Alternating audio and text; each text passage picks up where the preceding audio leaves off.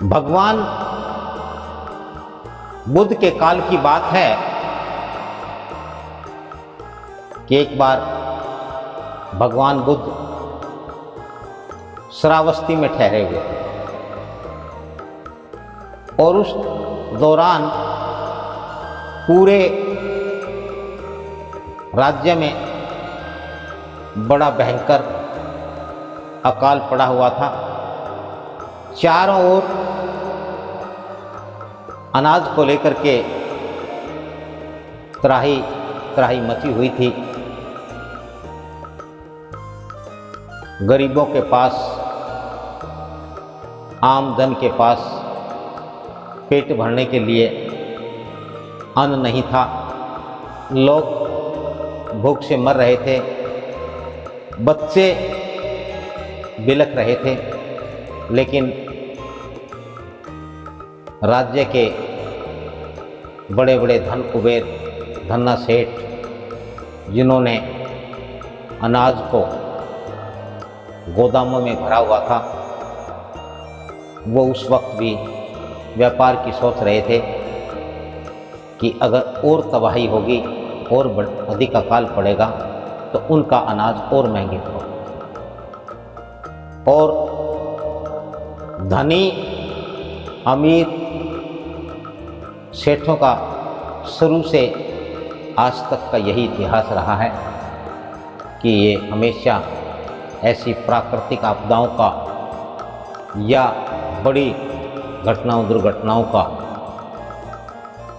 सेवा भाव के रूप में नहीं, व्यापार के रूप में कर।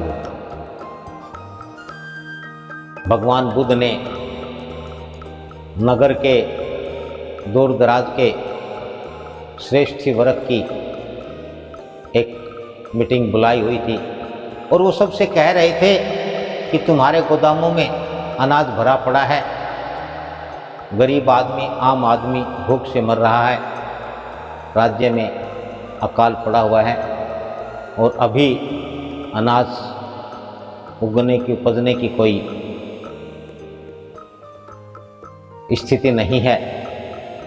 क्यों ना आप लोग अपने अपने अनाज के गोदामों के मुंह खोल दें और जनता को मरने से बचाएं। लेकिन किसी का भी मन नहीं पसीज रहा था। किसी भी धन कुबेर ने, किसी सेठ ने उठ करके ये नहीं कहा कि भगवान मैं अपने गोदाम खोलता हूँ और मैं सारा अनाज भूखे गरीब असहाय लोगों को खाने के लिए देता। जब भगवान बुद्ध की किसी भी बात का कोई असर नहीं हो रहा था तो श्रेष्ठी वर्ग के बीच में ही एक बालिका बैठी हुई थी। वह उठ खड़ी हुई क्योंकि भगवान बुद्ध की करुणामयी वाणी ने उसके भीतर को झकझोर दिया। तो कहने लगी कि भगवान, ये धन कुबेर, ये धनी, ये व्यापारी, ये तो लुटेरे हैं, क्योंकि ये व्यापार करते हैं, ये तो मुनाफा कमाते हैं। इन्हें अकाल से या किसी प्राकृतिक आपदा से, किसी घटना दुर्घटना से कोई फर्क नहीं पड़ता, क्योंकि इन्होंने तो भंडारण ही इस वक्त के लिए किया है कि जिस वक्त त्राही त्राही मचे, लोग बेहाल हो जाएं, भूखे मरने लगे, तो उस वक्त इन्हें इनके माल के, इनके अनाज के अधिक पैसे मिले। तो भगवान बुद्ध कहने लगे कि बेटी तुम क्या करोगी? तो उसने कहा कि भगवान आप केवल मुझे आशीर्वाद दें, मैं पूरे नगर में, पूरे राज्य में जाऊंगी और सबसे एक मुट्ठी अनाज देने के लिए कहूंगी कि भी सभी एक एक मुट्ठी अनाज दें। और फिर देखना भगवान आप कि एक एक मुट्ठी से इतना अनाज अवश्य ही इकट्ठा हो जाएगा कि कोई भी भूखा नहीं रहेगा। और ये अकाल जो समय की देन है ये समाप्त हो जाएगा और आमजन प्रजा जो बेचैन है वह ठीक हो। उस बालिका की वाणी में ऐसा दर्द था, ऐसी वेदना थी कि भगवान बुद्ध तो उसकी उस वाणी से, उसकी बात से बड़े प्रभावित हुए ही भगवान बुद्ध स्वयं उठ करके उस बालिका के पास गए, उसके सिर पर हाथ रखा और उसे कहा कि मेरा आशीर्वाद तेरे साथ है और जाओ तुम इस काम को अंजाम दो। जैसे ही भगवान बुद्ध ने उस बच्ची को आशीर्वाद दिया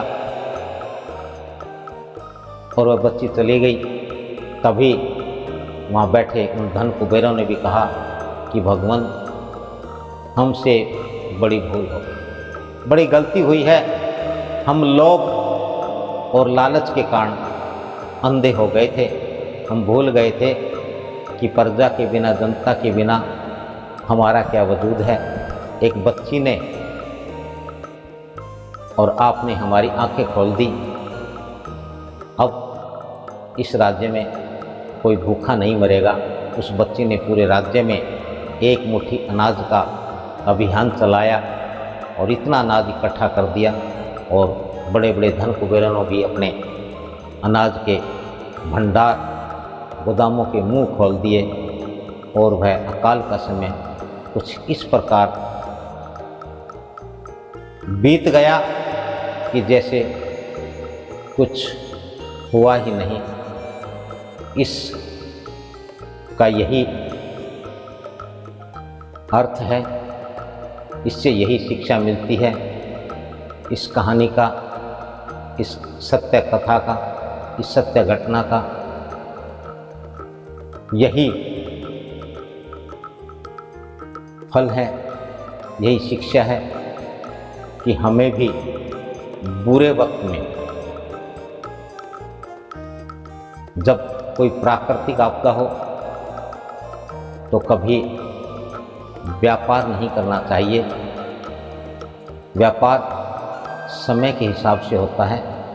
असमय का व्यापार भी किसी को कोई सुख नहीं दे सकता और धन से अधिक आपदा में किया हुआ सहयोग, की गई मदद अधिक शांति, संतुष्टि और तृप्ति प्रदान करता है।